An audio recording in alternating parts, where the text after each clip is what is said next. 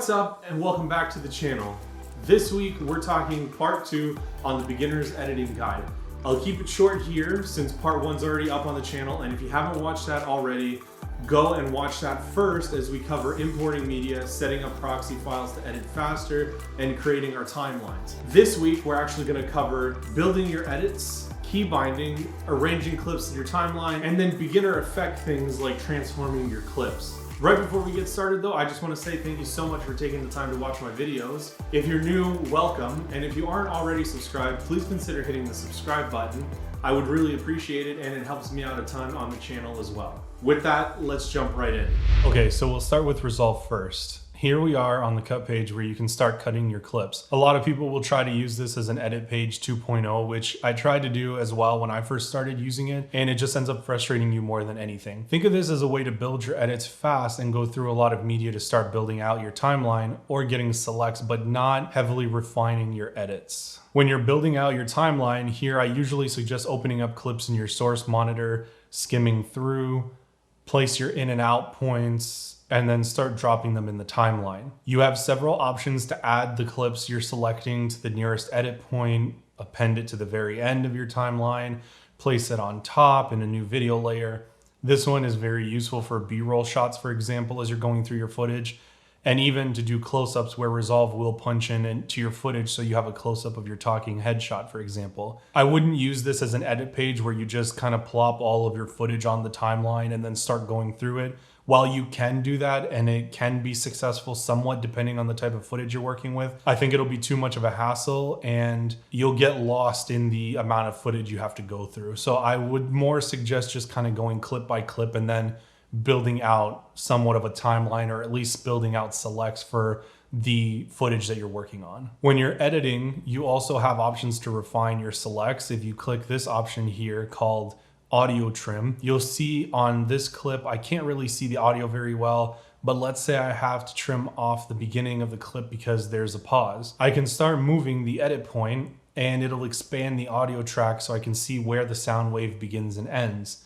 That way I can drop new edit point right where I need it to be. Use the system that works for you, but typically I'll have all of my talking headshots for a video on the first video layer, and then I'll have my inserts or B-roll on the next video layer up so I can separate them a little bit. The higher up you go on the video layers, by the way, that's the video that will be visible in your final export. So if I had 3 video tracks stacked on top of each other, only the top one would be visible if it's covering the whole screen. In Resolve, you also have the inspector here, which lets you modify clips. So for example, this clip I have of me doesn't cover the full resolution of my timeline video. So I can come in here to the inspector, increase the zoom of the clip I have selected, and now it's taking up the full screen here. So this is how I would typically start building out my edits until I have all the clips I want ready to go. I'll show you a finished timeline of mine here on a video I've already done in Premiere, but the same applies for Resolve as well. It'll look very much the same if you go to the edit page. You can see I have all of these audio tracks, which includes music, any sound effects I need,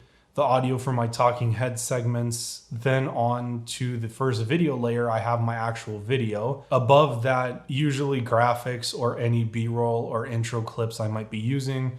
It could also include text layers since I want those visible above my video. Premiere doesn't have a cut page and it's all done in the editing timeline, but there are multiple ways to get the same results. You can click on your clips and open them in the media browser. And by the way, if you don't have any of these windows open like I do, you can just go up to the Windows menu in Premiere and find the one you need and then drag it around to place it in your workspace wherever you want it to be. So clicking on the clips will open it up in your source viewer like in the Resolve cut page. You can place your in and out points, which I have keybound to I for in and O for out point. You can then click and drag it to your program monitor to get a variety of options on how you want to insert it into your timeline, or you can grab the clip with both audio and video, or just the video or just the audio to your timeline depending on what you're editing, and place it where you need it. If you want to add video or audio tracks, you can either drag your clip above the existing tracks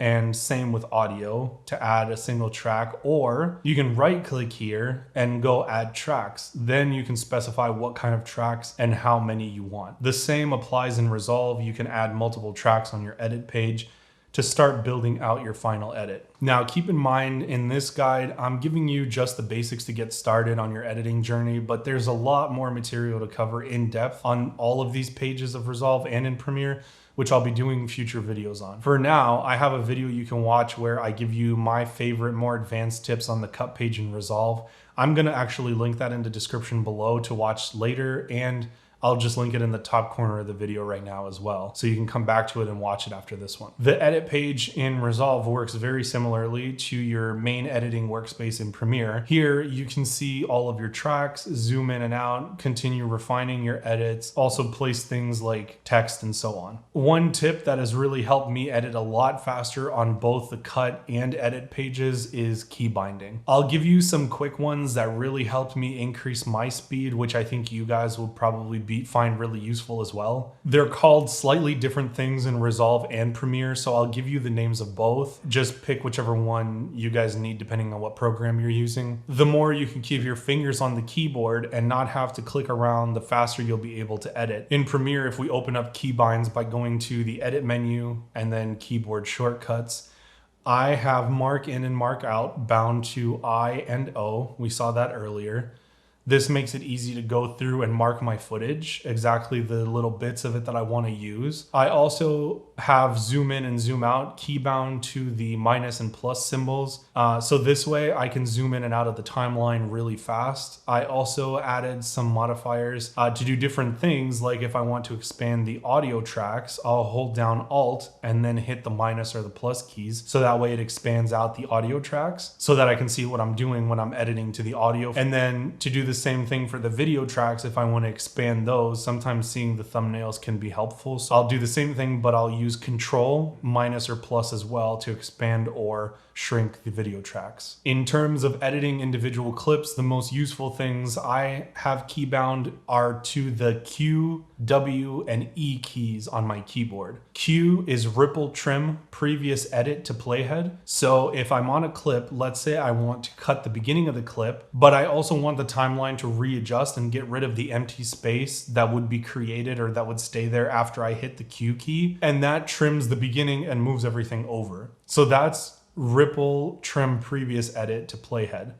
It essentially does exactly what it says. It brings the previous edit point on your track, so that would be the beginning of the track, up to your playhead, essentially cutting off everything before the playhead. W simply adds an edit point, and in keyboard shortcuts it's called add edit.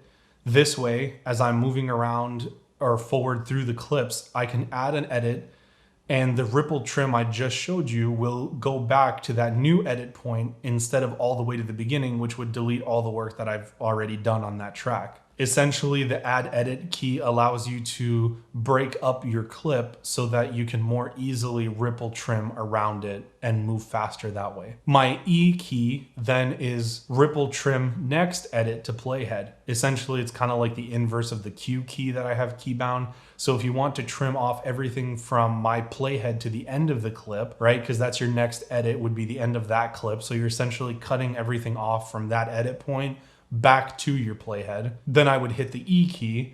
It moves everything back so there are no more spaces there when it's deleted, and there we go. This is what I use most exclusively as I'm moving through my video clips though. That way I can edit really fast, keep my mouse on the playhead to move it around fast, and I have the zoom in and zoom out keys as well. And it's drastically reduced the amount of time I spend doing my passes through these clips. In Resolve, then they're called slightly different things, but I'll show you that now. You can go to Davinci Resolve up here on the menu bar and then go down to keyboard customization. You can make your changes and then go to the three dots here and hit save as new preset when you're done. That way you can build out different profiles for yourself. You also have some defaults here that come with Resolve, although I've tried the Premiere one, which is supposed to mirror the keybinds in Premiere if you're like going between both softwares, but it's not that accurate and I don't think it's very up to date. So I'd rather just do it myself and build out my own profile that I'm comfortable with. Anyway, in Resolve, if we go to the trim sub menu here and scroll down, to find ripple, and we open that up, you'll see ripple the end of the clip to the playhead, which I've assigned to E, and ripple the start of the clip to the playhead, which I've assigned to Q. And then to add an edit in Resolve, we can actually search up here, but you have to go to all commands first and then search for split clip. It's under timeline, and I've assigned that to W. It just adds an edit like in Premiere. Now I've tried, and these keybinds work on the cut page as well. So you can move between the edit page and the cut page with the same keybinds. Now, these are just the starting point. I recommend once you build out your own editing style, you look through these keybinds and make it your own.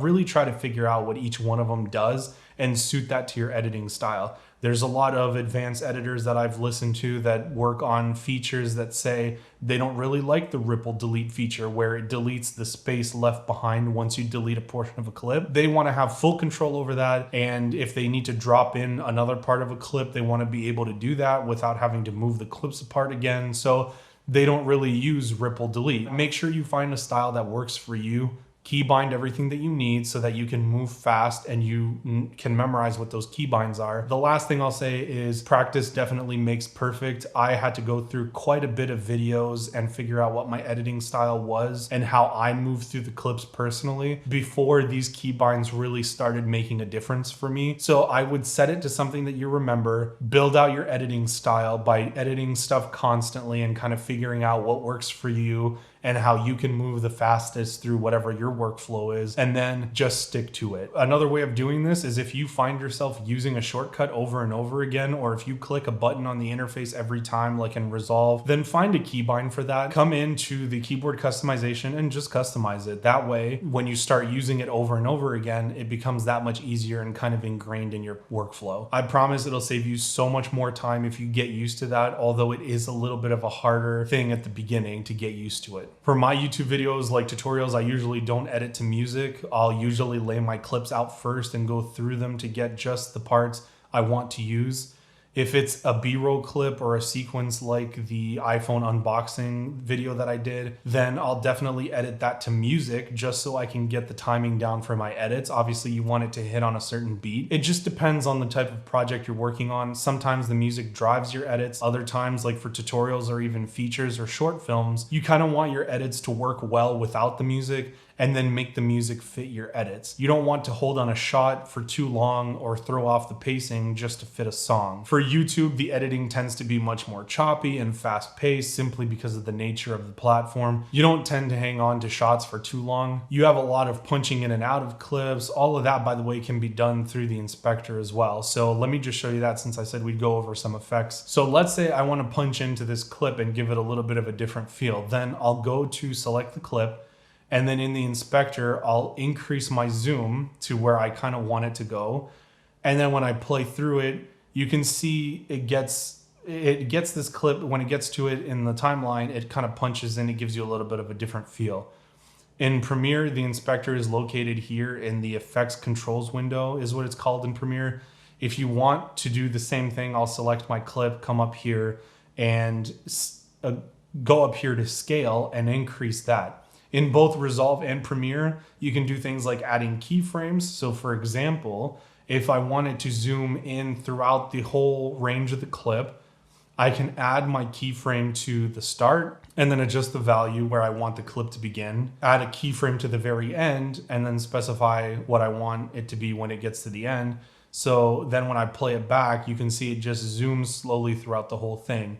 You can do that in Premiere, you can do that in Resolve as well with keyframes. They're both called the same thing. Now, there's a lot more customization options in Premiere. You can also go and add a whole bunch of effects to your video clips and put them all in the inspector. So it's kind of like the inspector, but you can also build out a lot more stuff.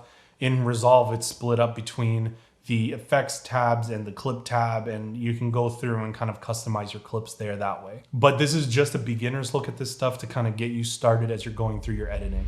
That's it for this video though. So far we've covered a ton of stuff between parts 1 and 2. We finalized our edits in this part, and then in the next part we're gonna move on to some beginner color grading things that I have for you. I'm gonna give you a basic starting guide to color correction and getting your clips started. It won't be a whole in-depth color grading guide since there would be just too much ground to cover there, but just enough so you can get the basic understanding and get your clips to a reasonable starting place like Rec 709. If you found this video informative, helpful, or even entertaining, please leave a like down below. Drop a comment, as I love listening to you guys and hearing your feedback. And until next time, go out there and create something. A lot of it.